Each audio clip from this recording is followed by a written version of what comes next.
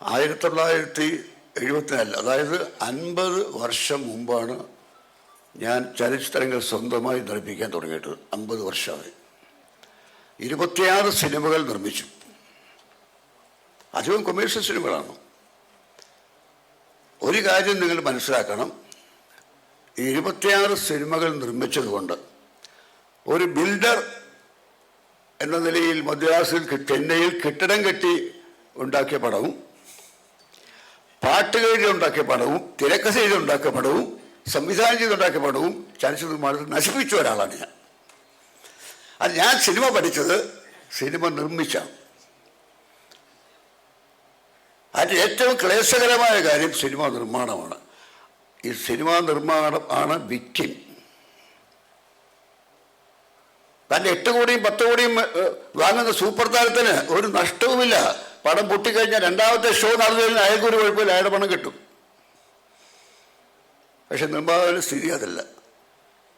ഇത് നമ്മൾ നല്ല സിനിമ, നല്ല നാളെ, മനോഹരമായ സങ്കല്പമാണ്. അല്ലെങ്കിലും സ്വപ്നം കാണുന്നതിന് മലയാളികളെ ആർക്കും തോൽപ്പിക്കാനാവില്ല. നമ്മൾ സ്വപ്നം കാണുന്ന സമർത്ഥരാണ്.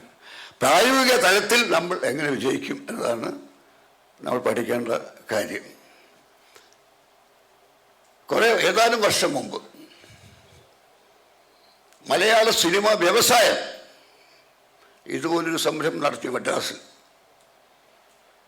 26 വയസ്സ് മുതൽ സിനിമയിൽ നിൽക്കുന്ന ആളായതുകൊണ്ട് എനിക്ക് ഒരുപാട് അനുഭവങ്ങളുണ്ട്. അതുകൊണ്ടാണ് പറയുന്നത്. അന്ന് 1977 കേരളത്തിലെ വിതരണക്കാർ, നിർമ്മാതാക്കൾ, ഡിസ്ട്രിബ്യൂട്ടേഴ്സ്, വിതരണക്കാർ, നിർമ്മാതാക്കൾ, തിയേറ്റർ ഉടമകൾ, ഇവർ 3 പേരും കൂടെ ചേർന്ന് നമുക്ക് സിനിമയെ രക്ഷിക്കണം, മലയാള സിനിമയെ രക്ഷിക്കണം. അങ്ങനെ ഞങ്ങൾ മദ്രാസിൽ കൂടി, ഞാനും അപ്പോഴത്തെ ഒരു 3-4 പടങ്ങൾ എടുത്തു കഴിഞ്ഞു.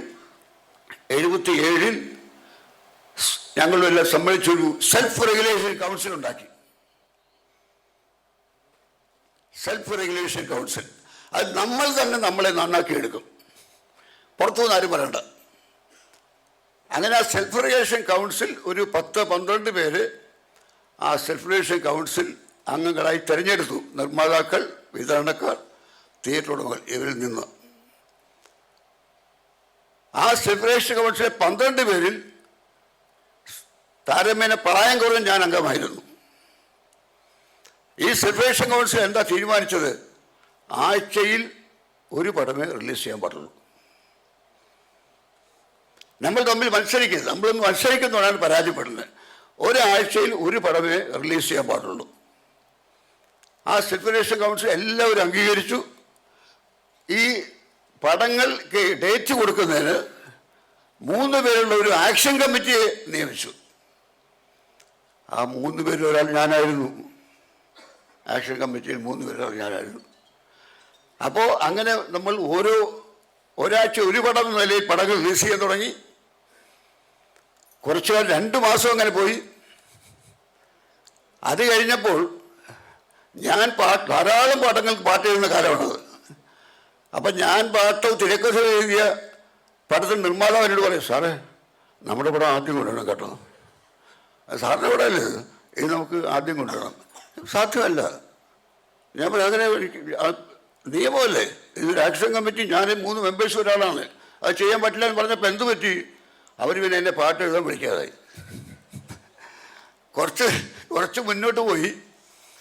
ചില പല ഇത് സാർ ഞാൻ പറയാം 45 അന്ന് 3 ലക്ഷം 4 ലക്ഷം രൂപയ്ക്ക് അവർ പടം എടുക്കുന്നത്. അതിൽ 3 ലക്ഷം കോടിയല്ല, 3 ലക്ഷം 4 ലക്ഷം രൂപയ്ക്ക് അവർ പടം എടുക്കുന്നത്. അപ്പോൾ ഈ പടത്തിൽ കളർ പടം തുടങ്ങുമ്പോഴും അന്ന് 77 കളർ, 78 കളർ വേവ് വരുന്നത്.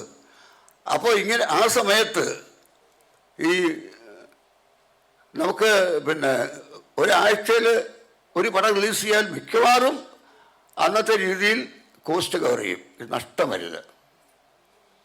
പക്ഷേ നിർമ്മാതാക്കളും തിയേറ്റർ ഉടമകളും എല്ലാം ചേർന്ന് അത് തകർത്തു.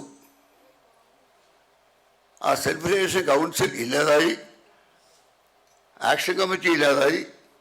അപ്പോൾ നമ്മൾ മലയാള സിനിമ ഇത് നന്നാകാൻ ശ്രമിച്ചിട്ടില്ല എന്ന് പറയുന്നത്, നന്നാകാൻ ശ്രമിച്ചിട്ടുണ്ട്. അനവധി അവസരങ്ങൾ ഇൻഡസ്ട്രി തന്നെ സൃഷ്ടിച്ചിട്ടുണ്ട്.